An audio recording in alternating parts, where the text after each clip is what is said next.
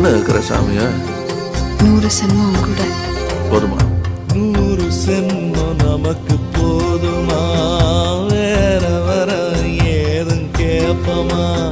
சகாவரம் கேப்போம் அந்த சாமிய